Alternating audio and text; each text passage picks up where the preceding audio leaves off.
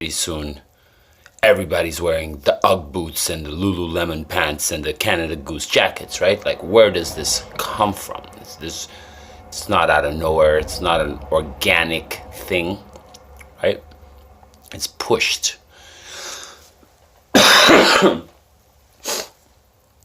And I've never been one to follow a specific trend or want to go get something because somebody else I saw has it on TV, right? But when you see something on TV, you see Kanye West wearing $100 white t-shirt and you rush to the store to pick it up. You wait in line for hours to be the first one to get the limited edition. Well, you're just a Bobo. And if you don't understand that,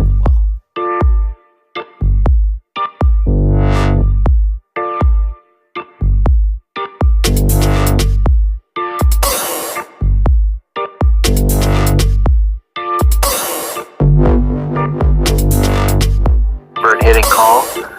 Do you really know how the electronics work, how the battery really operates? And so we live in an occulted world, a hidden world, but we live in a Saturnalian business model where things are held back from us.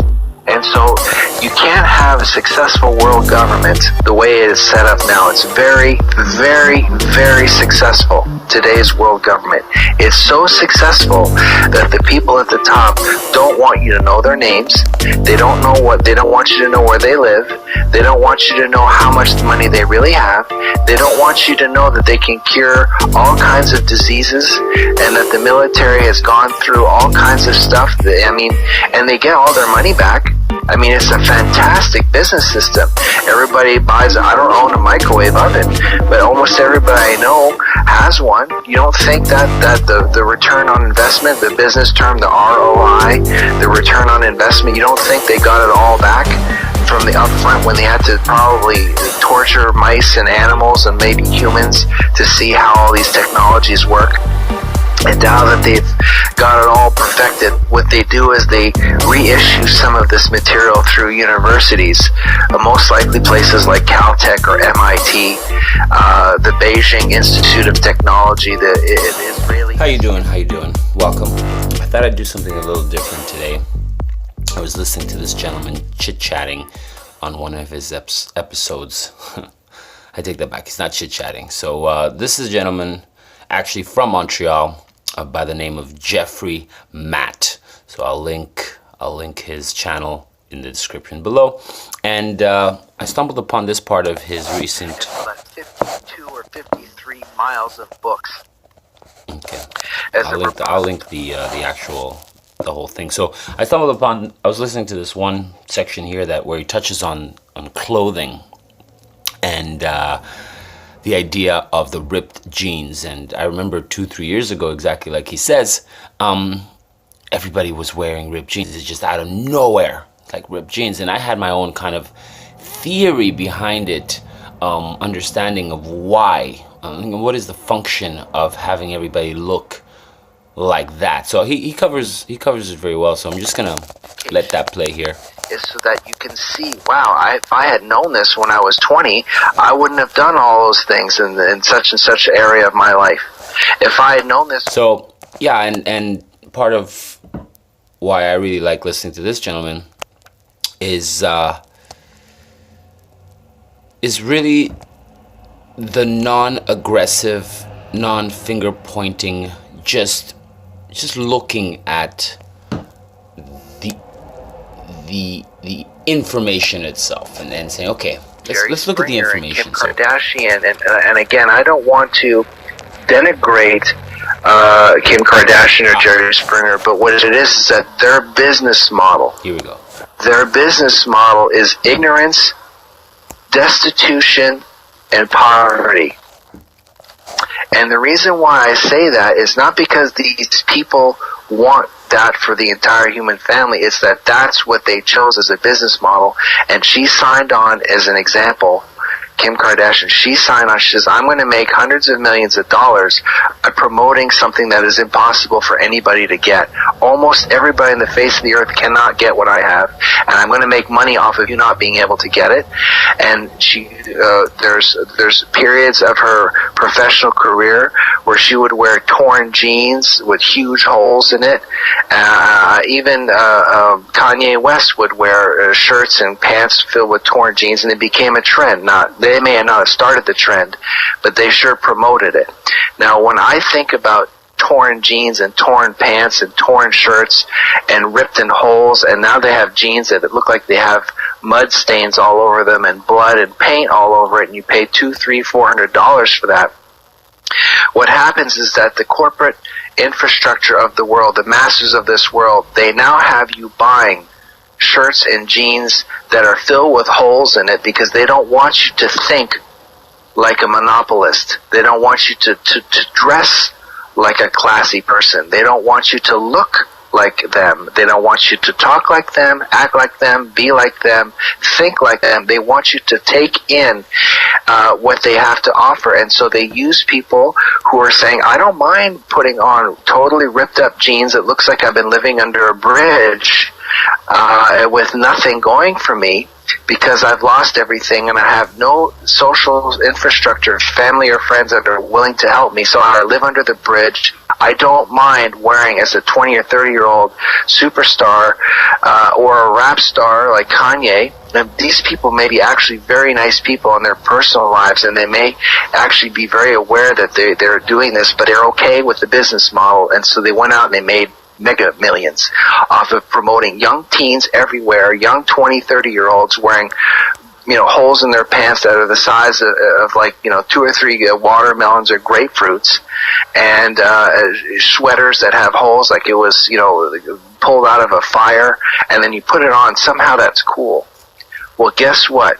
Education is the only way to help someone figure out you don't really want to wear clothes that looks like it's somebody who's been a bum on the street. And you don't necessarily want to encourage people who want to make tens or hundreds of millions of dollars making you look like a bum.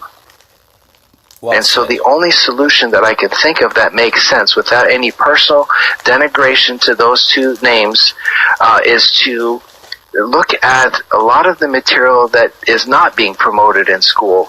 It's not behavior like Common Core, but knowledge-based and pattern recognition. And so on my home page, I have a part of my home page that actually talks about this. And it's very important that I bring this up, because if you understand something as simple as clothing, and the concept of how they take the idea of stupidity and ignorance and promote it through television and the arts and music, it's just outlandish. So again, I didn't want to isolate Kanye West, because supposedly he's into freeing the mind and getting off of the slavery plantation. Now, he may have made a mistake, or he doesn't agree with torn clothes anymore, and he says, no, I don't want to do that anymore. Maybe he's into something else, and he's evolved and grown. And if that's the case, I would never want to belittle him or Kim Kardashian. But I do wonder, why would they accept a business model where they promote taking giant 747s by themselves to travel places where, knowing full well that 99.999999999% of the human family can't do that, and then make a killing off of it, and then those people don't feel good about themselves, saying, I can't access this kind of lifestyle, I can't get to that. So the only way I can do it is by being their fan. And so to me, this is anti-education. It's promoting a slave mindset. So maybe these people who are going to develop themselves and maybe change their business model because they have so much influence. They can say one word. Look, Kim Kardashian is going to the White House. She's friends with Ivanka Trump. She's trying to get involved with prison reform. So obviously she's not an idiot. And she's worth hundreds of millions, and the rest of her family, they're worth hundreds of millions. So obviously they're not crazy. And if they want to get involved with prison reform, maybe they're doing something about it. They're moving in a different direction. But on my homepage, there's a specific segment to help you see what I'm talking about instead of just some guy talking about. It's called Promoting Destitution and a Low-Class Life Via Clothes. Now, they are not the source. The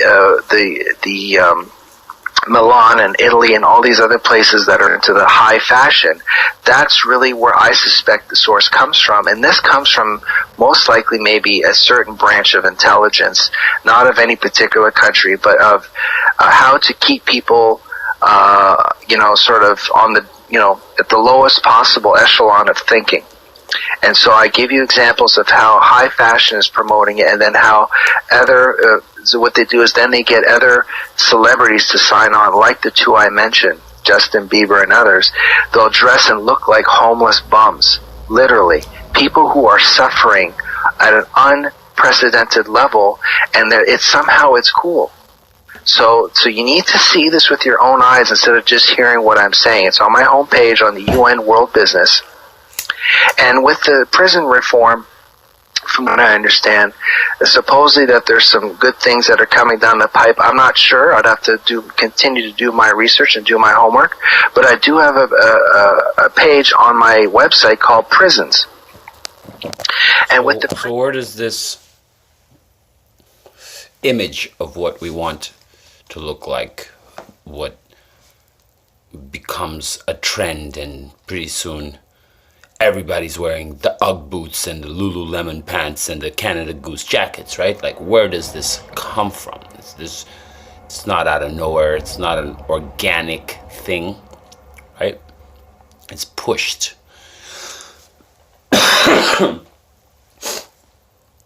And I've never been one to follow a specific trend or want to go get something because somebody else I saw has it on TV. Right? But when you see something on TV, you see Kanye West wearing $100 white t-shirt and you rush to the store to pick it up.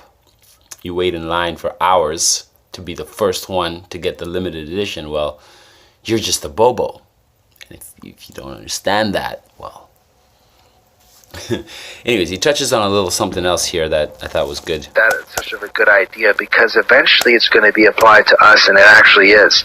So I'm moving away from zoos because some people say, well, you're being too strict, or you're not being strict enough. You're not being strict enough. There should be no zoos. Some other people will say, well, zoos, if they're well maintained and the animals are cared for, legitimately cared for, I don't see a problem with it. Well, let's move on to factory farming. And on my prisons page, the phase 2 for animal prisons is factory farming. Now, this is where it really gets ugly. Some of these animals are mistreated in ways that it's just horrible. And I don't endorse any kind of abuse of any kind. And I think that what happens is that the human family is undereducated in this area. And so you have to understand how factory farming is shattering the environment. It's shattering these animals' lives. They have feelings. They're born. There's an attachment. I used to watch videos about how dogs would give birth to puppies and kittens, to cats to kittens, and you see there's an attachment. You see it. If you've never had a pet, then it's hard to take away with it, that I'm actually being serious about this. But there are actual feelings, and there's an emotional bond. And if you ever had a pet, you know what that emotional bond, that dog or that cat, most of the time, if they're well cared for, they will really respond to you more than anybody else. To strangers, they won't.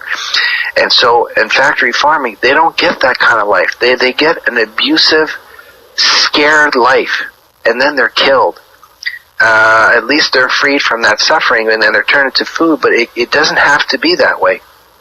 There are documentaries out there that talk about how it can be much more sustainable and much more respectful to raise livestock for those who do eat meat that is sustainable for the land. And people say, well, I don't want any animal in my mouth or in my body because that has to do with suffering.